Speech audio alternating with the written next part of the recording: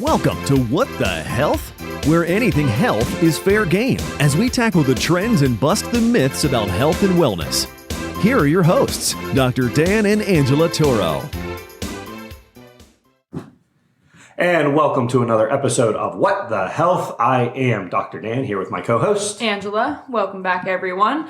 We'll get that disclaimer out of the way real quick. As you know, we are here for informational purposes only, in no way offering individualized medical advice. Always talk to your trusted healthcare provider before making changes to your life or lifestyle. So with that being said, with this time of year, we got to talk about it. Flu Season Fallacy. So we are headed into the oh-so-dreaded flu season. She had her quotes Which I did have my air quotes out. Yes, air quotes, flu season. Yes, the oh-so-dreaded flu season, cold and flu season. Yep.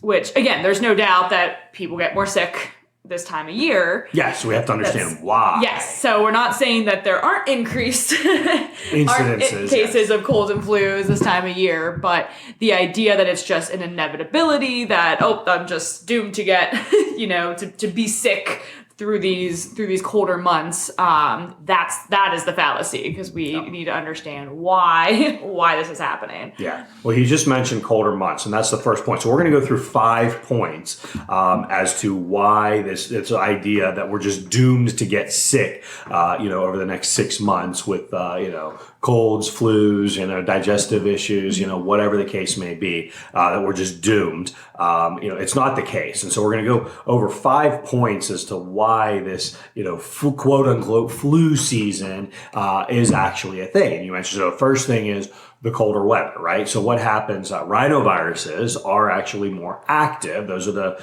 your head cold, your congestion, your sinus congestion. A lot of times are rhinoviruses, and they are more active in colder weather. And again, there's probably different types. I am not a virologist. Yeah. I do not get into the disease. I always am focused on how does your body respond to these things. So I don't care what the type of virus is, because your body basically has a mechanism to fight it.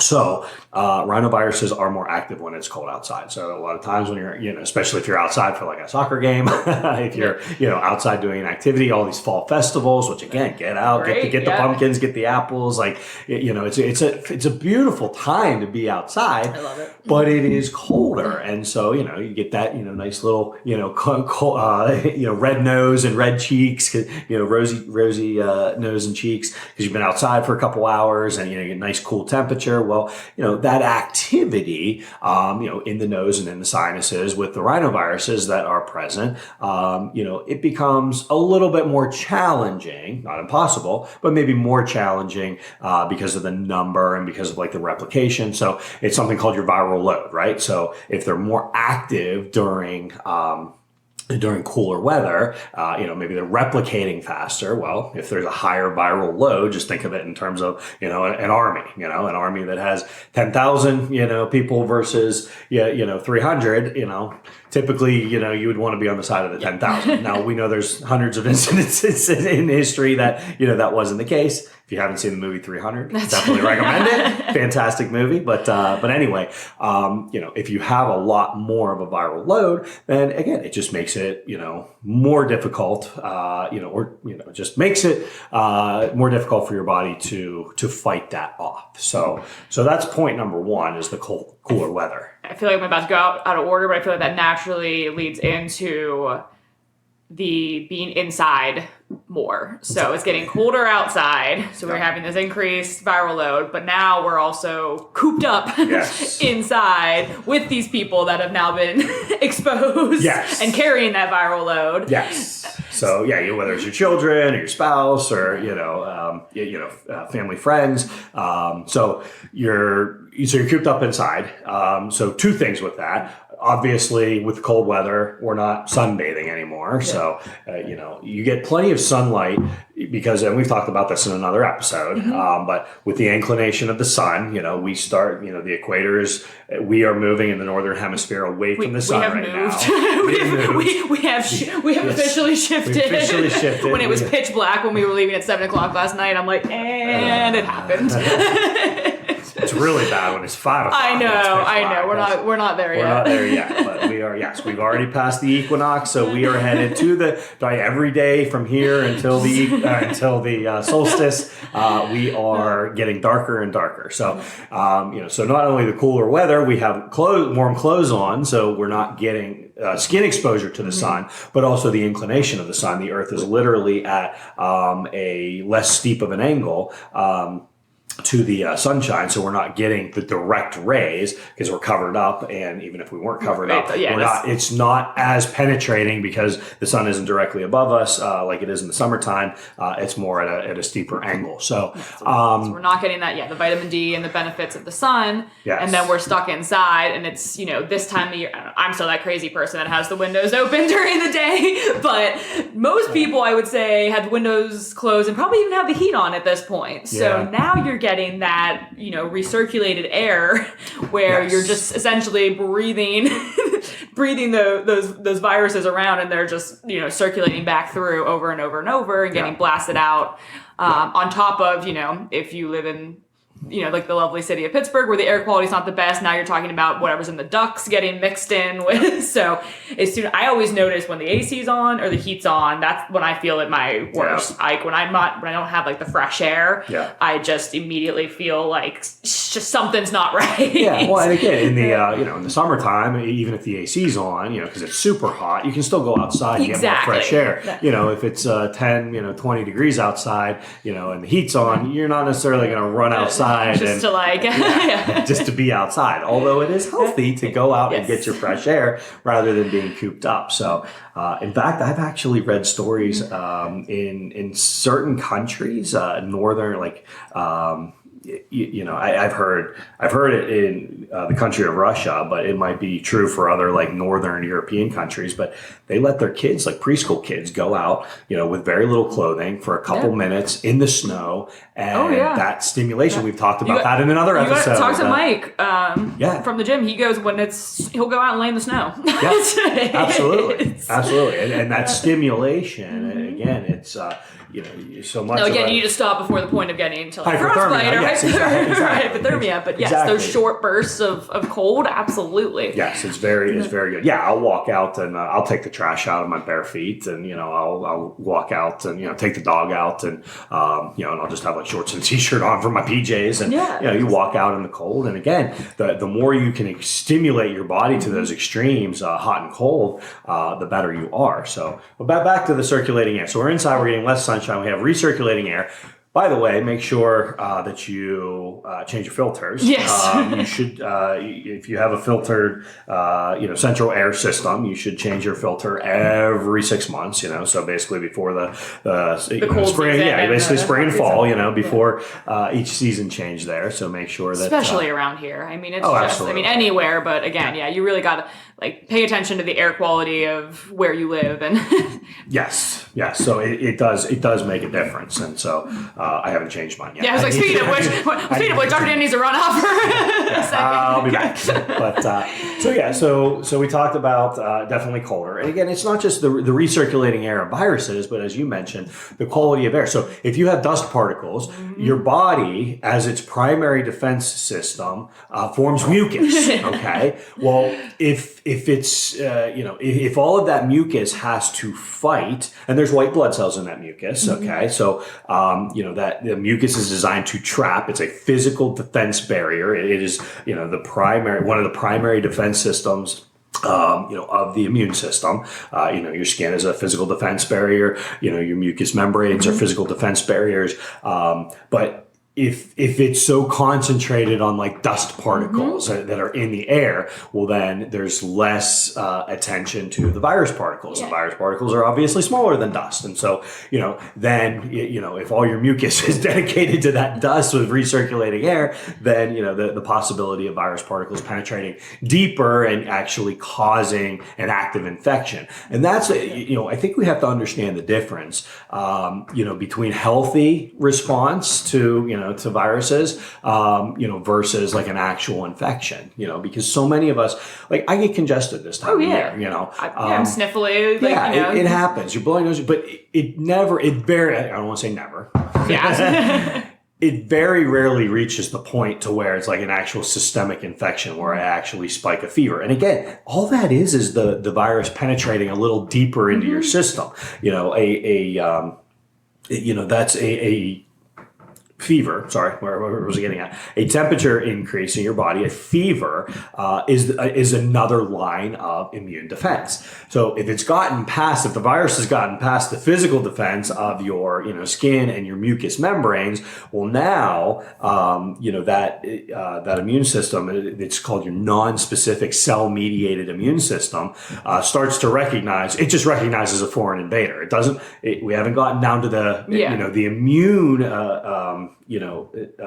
response where it's like, or the antibody response system where you actually have like, oh, this specific virus, and the body recognizes that specific virus and matches it with the antibodies. No, it's actually your cell mediated is non-specific. So those are all the macrophages, which are a type of white blood cell, just like your, antibodies are produced by different types of white blood cells. So your macrophages are just going around. They're recognizing that this is not part of our body. This is not part of our system. So we're just going to go eat it up. Well, that is part of your immune response system. So if it gets past that mucous membrane, now you're going to start having macrophages engaged. But very rarely, in my case, because I have a strong, cell-mediated immune system, because it's been activated throughout the years, those viruses don't get to that next layer, and it doesn't become a systemic infection where it's like, okay, now you actually have like the painful sinuses, you're inflamed, maybe you get some of that drip down into the chest, and you actually, develop like a bronchitis, and actually again have an active infection from those viruses. That rarely happens. And I think it's your case too, right? Yeah, because, again, the sniffles, that doesn't mean you're sick. That's your body's natural, normal response to cold, to you walk outside on a cold morning, your nose is going to start running. You're not sick. Yes. You're just, it's just. So that's a very, very, strong point that we have to make is like, sometimes this time of year, I know I've been sneezing a lot over the last couple of days. And again, it's just leaves are starting to change. Yep. We have big sycamore trees outside of our office, and I know I'm sensitive to those branches and to those leaves that are falling off, and so it's like all of that stuff are environmental irritants, but my body is recognizing it as foreign. It's creating the mucus and it's trying to get it out. Yeah. And so through blowing my nose and through sneezing, it's trying to get it out. Doesn't mean I'm sick. It's the body's natural immune response to those environmental stimulants. So it's important that we recognize that if you have a strong immune system, your body is able to fight that stuff off to the point where you never get an active infection. I mean, that was the same argument in COVID, right? Having the COVID virus versus actually a COVID-19 infection, or having a coronavirus, stimulation versus actually, progressing far enough to a COVID-19 infection that landed you in the hospital. Massive difference, The majority of the world population all got exposed to COVID, right? At this point, the percentage of people that actually developed a COVID-19 infection that landed them, so severely, that they ended up in the hospital. I mean, a fraction of a percentage. So, that's the difference of how far those viruses penetrate in, and that depends on your immune system. Well, what decreases your immune system as we go into the holidays? Oh man, sugar season. Here we go. I mean, I feel like it's been a little while since I talked about sugar, but right. But yes, we are definitely what we said. We're headed right to the first holiday. What, Halloween we got. Yep. Halloween through I forget what you said, the Easter or something. Yeah. So you got Halloween, and then you've got you got all your pies and your sweet. We head into the fall baked goods. You just asked the question yesterday: apple or pumpkin? What's your preference? And I literally meant flavor. So many people took it as pie. I'm like, I went to that big coffee chain the other day, and they had a new flavor out. It was like apple oatmeal something. I had to get it. Of course. But actually, it was. I was good. literally looking at the grams of or the calories on it. It had the lowest calories of all the other drinks. Yeah, it was still a sweet drink. Yeah. But it wasn't like the 500 calories sugar drinks. It was tasty. But anyway, you have all of these sweet desserts and drinks and everything coming up. So it's increased sugar. So you got Halloween. A couple weeks later, you go right into your Thanksgiving. Yeah, and again, how often do we have leftovers? So it's not like you're just having pie on one day. Yeah, it's like, oh no, we have leftovers. So now we have pie like 3 days, 4 days, a week in a row, and it's like, oh, no wonder I feel like crap. Yep. Then we go right into Christmas. Christmas, Hanukkah, Kwanzaa, all that. All the winter holidays. All the winter holidays, and then New Year's. New Year. New Year. We got to celebrate. So we got to drink. Let's make some sugary cocktails. Yeah, sugary cocktails. Absolutely. It's funny. I mentioned that the other night. We were out with some friends, and it's like not that I recommend this, but like I could sit. We've had this conversation before. I could sit and drink, several drinks of straight bourbon. Yeah. And feel absolutely fine the next morning. Yep. You start mixing like sugar into, make sugary mixed drinks, and I will feel like absolute crap. Yep. Like even wine anymore. Like wine and beer, I don't have a great reaction to just because of, the extra sugars in those. And I just, straight bourbon for some reason. It's like no problem. But anyway, so you got New Year's. And then you Valentine's Day, a couple weeks after that. So you got your, your sweethearts and chocolates and, all the candy that's around Valentine's Day. And then you go right into the drinking holiday of St. Patrick's Day. And then finally we head into spring and it's like, okay, we can chill for a minute and we go back outside. So can you see it's like literally over the next 6 months, there's a holiday once a month. And again, we all know, and we're all guilty of this. We all know that, all those candies, like, okay, my lovely wife just bought some Halloween candy for the neighborhood for trick or treating. Well, how many households, I'm gonna sneak one of those, or I'm just gonna get an extra bag, and that's gonna be my bag. Yeah. And so it's like it's not that it's a 1 day thing. It's like it's stretched over the week before and the week after. Well, plus, never mind all the candy your children are gonna come home with. The pillowcases full. Throwing it out this year.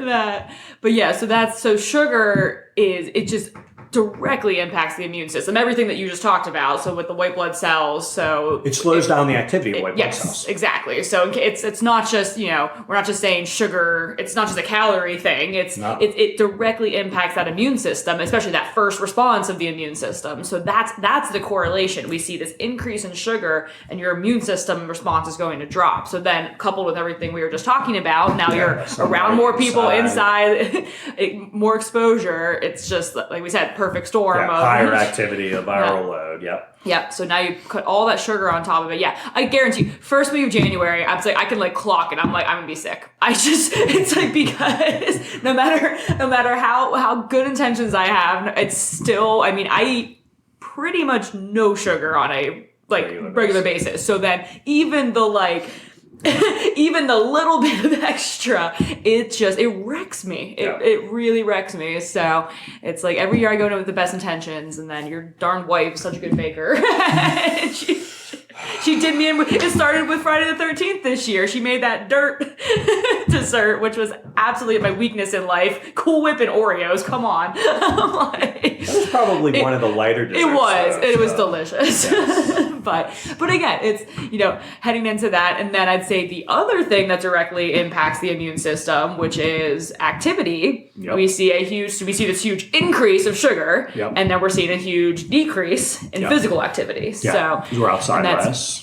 Yeah, less less yard work, less running around with the kids at the park, and just kind of the sort of the natural activities that come, and then people just seem to get less motivated for going to the do I really want to drive to the gym? I have to clean my car off. It's dark. Yeah. Oh my gosh, that does it for me. Big I've time. said that before. It's not the temperature is not an issue. Yeah, it's I can darkness. do it. Getting up earlier is easier. Like by the end of the day, when we're leaving the office at 7:00, I went home. I was in bed at 8. I'm like, this time of year kills me with the dark evenings. It's just I do. I have no motivation. Like once it's dark, I'm like, I don't want to go out. I don't want to see people. Angela is actually a vampire. I think I'm the opposite of a vampire. They like the dark. That's true. Yeah. I I said, I'm a bear. I just want to hibernate this time of year. But it's funny because you mentioned about how I don't tend to go into full-blown sickness either. And it's interesting because, I noticed the one thing that really helps is the activity. So when I feel myself kind of in that I'm kind of sniffly, kind of, maybe trying to clear some stuff out of my lungs, but I'm like, I don't really feel sick. I'm like, go work out. Even if it's not a great workout, go. And I always feel better after. Sweat it out. Always. It's like, unless I'm actually full-blown sick, those are the workouts where I'm like, nope, I need to be in bed. And that's where I can really tell the difference between what my body needs. Yeah, and that's where, again, you become very in tune with it. And that, it helps when the more you, stress your body in a healthy way, that, the more in tune you get with it. So, yes, there's a difference between pushing through. I remember listening to a doctor at one point in time. They talked about, if it's just stuck up, if it's just like the sinus, the congestion, it's like it's staying in the head, you've got some of the runny nose. It's like,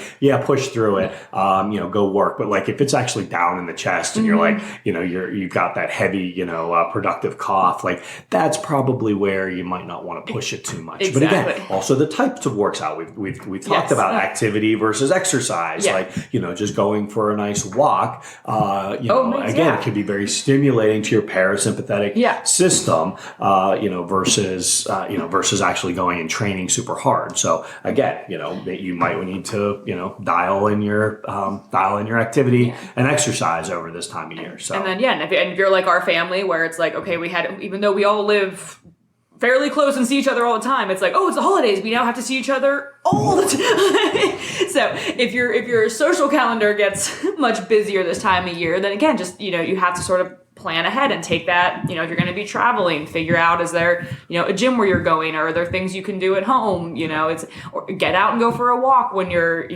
after your big holiday meal.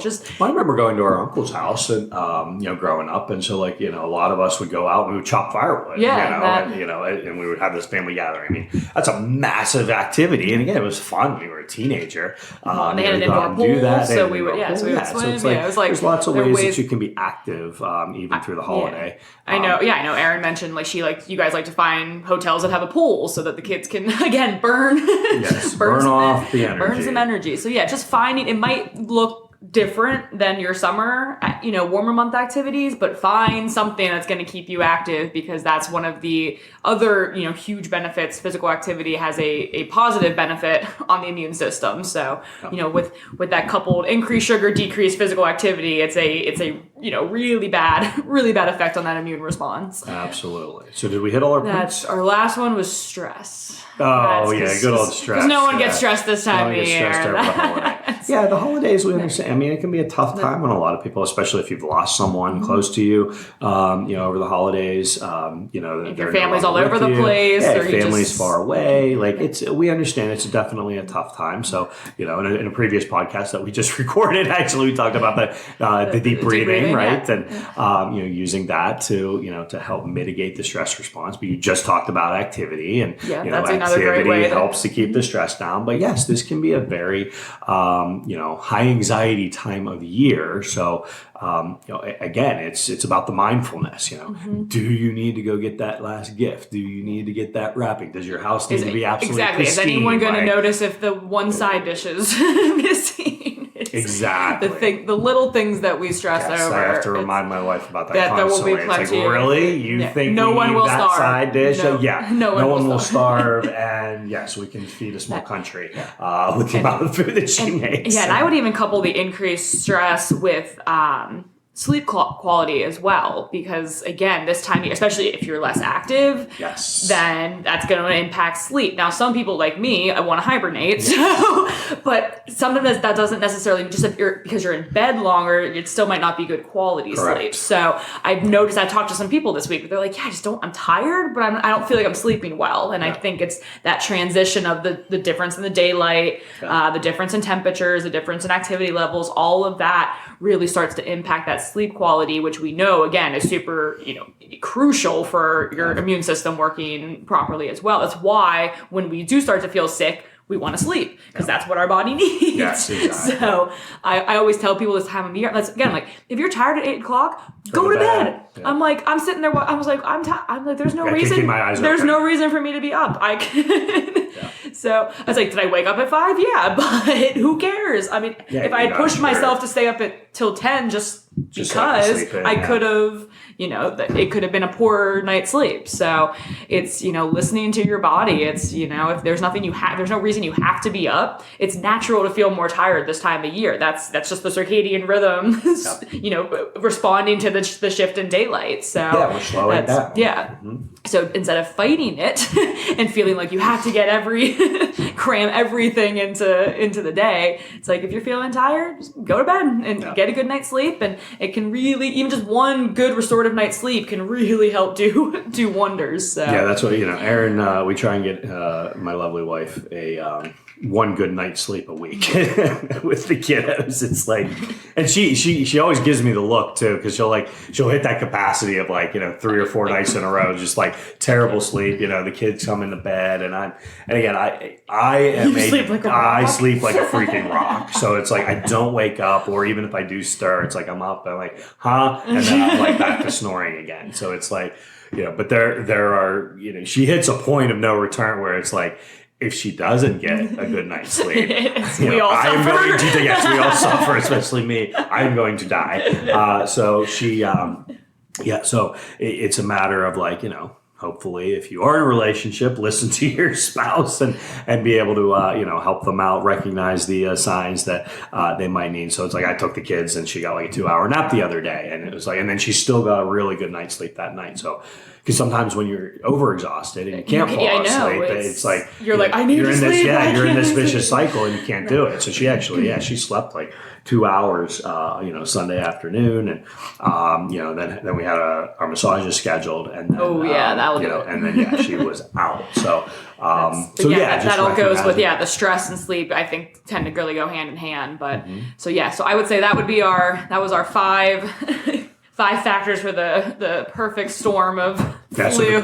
So the cold weather, obviously, but again, get out and enjoy the cold weather. There's nothing wrong with it, but understand that, having the sniffles is part of just an increased viral load and your body responding to that environmental stimuli. So it's okay, but just recognize that they are more active this time of year. Being inside, less light, recirculating air, all combined. Sugar, you gotta watch the sugar intake and try and look at different alternatives. Don't put the mixed drinks in. Try and find something that you enjoy. Every other drink, adult beverage versus water. Keep yourself cleaned out that way. What we got? Exercise and activity, and then stress and sleep. Stress and sleep. Be mindful of that, and again, just find those little moments that you can take proactive steps and celebrate that throughout this time of year.